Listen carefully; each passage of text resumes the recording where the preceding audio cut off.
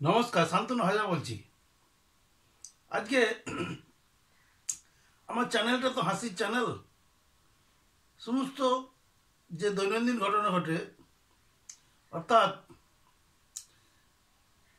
যারা চ্যানেলে এসে, যারা বিভিন্ন মিডিয়াতে এসে ভাড়ামো করেন, যে কারেন্ট অ্যাফেয়ার্সে যারা থাকে নিয়মিত, তাদের বিভিন্ন কথার সমালোচনামূলক এখানে প্রতিবেদন রাখা হয়। তা চলে, বিদেশে এরকম চলে, এগুলো বলে মিম। এগুলো এগুলোই চলে মেনলি। তা আজকে বলবো বিরাট বড় মিম। সেটা হচ্ছে কি, এই যুদ্ধ। এটা কি যুদ্ধ না ভাড়ামি বোঝা যাচ্ছে না। একদিকে এক বৃহৎ শক্তি, পৃথিবীর চতুর্থ বৃহত্তম শক্তি, কি নেই তার অস্ত্র ভাণ্ডারে, কত যে ট্যাঙ্ক, কত যে গোলা বারুদ, কত রাফাল, কত বুফোর্স, কত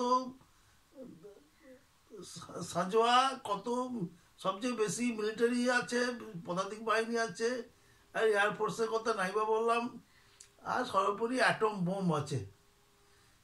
পাকিস্তান, চীন বা আমেরিকার যে অ্যাটম বোম, সেই ধরনের অ্যাটম বোম, কোনো ডেট পেরিয়ে যাওয়া অ্যাটম বোম নয়।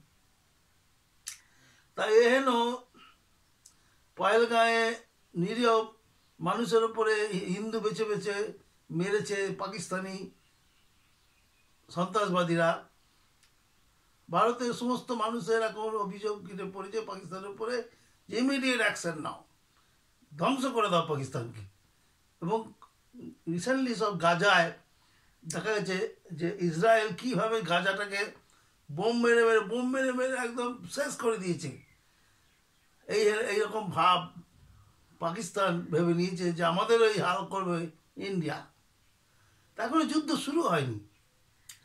তা পাকিস্তান থেকে যে খবরগুলো আসছে, এ মর্মান্তিক বলবো না হাস্যকর বলবো, যেহেতু এখন যুদ্ধ শুরু হয়নি, এখন হাস্যকর, এরপর এগুলো মর্মান্তিক হবে। যে পাগলি খাবি কি, ঝাঁঝে মরে যাবি। শুধু বলেছে যুদ্ধ, एक एक इंची में देखे रहेंगे, हम घोंस के मरेंगे। যদি কংগ্রেস ছিল কোনদিন ঘুষকে মারে নাই, এবারে যারা এসছে তারা তো 1 ইঞ্চি জমি ছাড়বে বলে মনে হচ্ছে না। পাকিস্তান দিনের পর দিন বদনামও করবে, আর তারা মুখ বুঝে সহ্য করবে।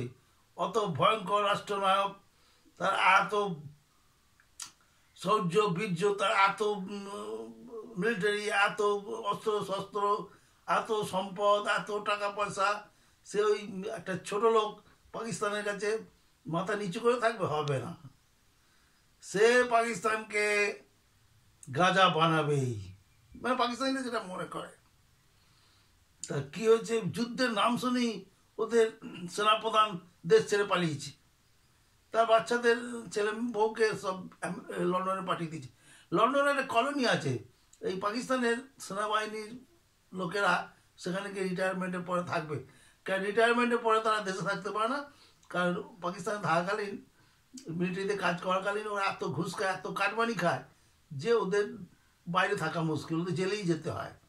সেই জন্য ওরা সবই হাজারে হাজারে আছে ওইখানে, ছোট বড় মাঝারি অফিসার থেকে এরা সবাই ঘুষ খায় অস্ত্র কেনার সময়। কারণ এদের তো মাথায় তো সরকার নেই, মাথায় তো আছে মিলিটারি হেডরা, যারা অধর্মের গুরুমশাই। আর এই নিচের অফিসাররাও তাই অধর্মের গুরু। তার উপরে কি আছে এদের, এদের নায়কদের ওপরে কোন মহানায়ক আছে সেসব আমরা অত জানি না। তবে সরকারের নিয়ন্ত্রণে নেই, অ্যাটম বোমই বলুন যাই বলুন। তা উনিও পালানোর তালে আছেন, ছেলেকে বউকে ওদের প্রধান যে আছে সে পালানোর ছলেই আছে। তা এবার কাল রাতে থেকে একটা খবর পাওয়া গেছে যে যেটা পাকিস্তান অকুপায়েড কাশ্মীর আছে, যেটা ভারত একবার দখল নিয়ে নেবো বলছে, ওইখানে পাকিস্তানি সৈনিকরা গুলি চালাচ্ছিল ভারতকে লক্ষ্য করে, দুম দুম করে। তা কালকে কাউন্টার করেছে, মানে ভারতীয় সেনা গিয়ে ওদের প্রতিহত করার জন্য কিছু গুলিগোলা ছেড়েছে। এবারে হয়েছে কি, পাকিস্তান তার দেশের অস্ত্র ভাণ্ডার লুট হয়ে যাবে বলে বিভিন্ন জায়গায় সাজিয়ে গুছিয়ে রাখছে। প্রচুর অস্ত্র ওই পিওকের অস্ত্র ভাণ্ডারে রেখেছে আর কি।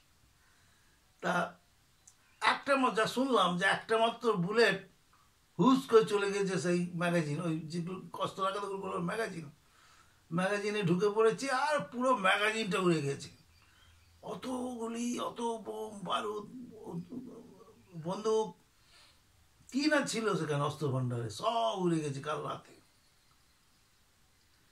এদিকে আরো শোনা যাচ্ছে মানে কি, ওরা টিভিতেই প্রচার করছে, ওদের ইউটিউবের কথা বিশ্বাস না হলেও দেখবেন ওদের যে নিউজ চ্যানেলগুলো আছে দেখাচ্ছে যে বিশেষত সামরিক বাহিনীর উপর রাগ, বিশেষত পাক পাঞ্জাবে বা ওই বেলুচিস্তানে মিলিটারি পুলিশ দেখলেই পাবলিক পেটাচ্ছে আর খুঁজে বেড়াচ্ছে আসিফ মনিরকে।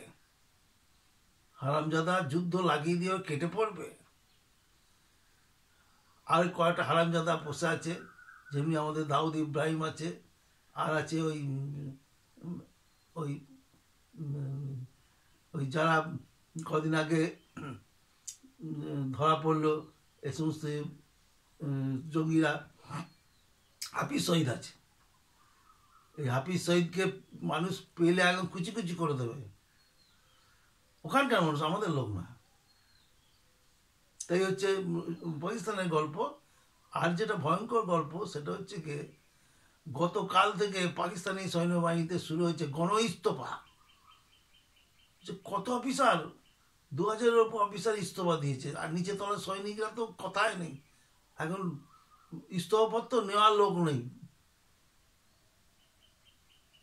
এই না দেখে বাংলাদেশের অবস্থা খুব টাইট। বাংলাদেশের এক উপদেষ্টা, যে খুব ভদ্র মুখ করে থাকে দেখবেন, আসিফ নজরুল, ওদের ইউনিসের পরেই যা স্থান, সে আসিফ নজরুল হারামজাদাটা এই পুলওয়ামা জঙ্গি হামলার আগে ওই জঙ্গিদের সঙ্গে কথা বলেছে, মিটিং করেছে, আবার নিজেই স্বীকার করেছে যে লস্কর ই তৈবার এই জঙ্গির সঙ্গে আমি কথা বলেছি। ওদের দেশের লোক বিনষ্টভাবে খেপে উঠেছে। আসিফ নজরুলকে যদি পেয়ে যায় তাহলে বাংলাদেশের মানুষও ছাড়বে না, কারণ তারা বুঝে গেছে যে আমরা যখন ঘর পরিষ্কার করি, লাস্টে কী করি, পাপোসটাকে আচ্ছা তাহলে পেটাই দিয়ে ঘরে রাখি। সেই বাংলাদেশ হচ্ছে এখন পাপোস। পাকিস্তানে খেলা মেলা দেখিয়ে এবারে পাপোস যারা নাম করে এবার বাংলাদেশের আরও ধোলাই হবে। এবং ওরা এতদিন যা বিষোদ্গার করেছে, কলকাতা দখল করে নেবো, এই চিকেন নেক কেটে দেবো। জসিমউদ্দিন আনসারি তো আর বলেছিলেন যে মমতা ব্যানার্জি আমার দলে আছে, সে আছে।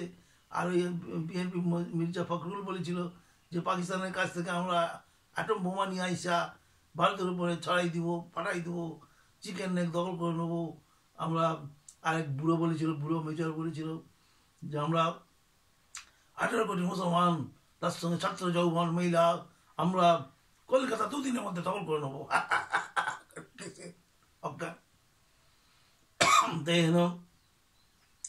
ভারতের 2 প্রতিবেশী এখন কাপড়ে চোপড়ে করে ফেলছে।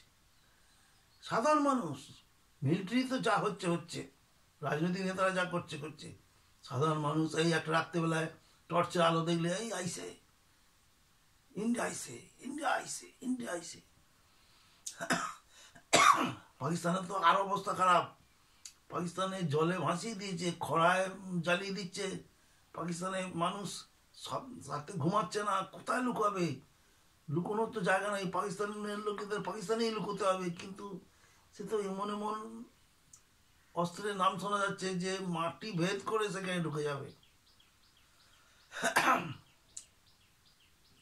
এখন আমাদের লোকদের মেরেছে, আমাদের এখন ওই মজাই দেখতে হবে। ধন্যবাদ।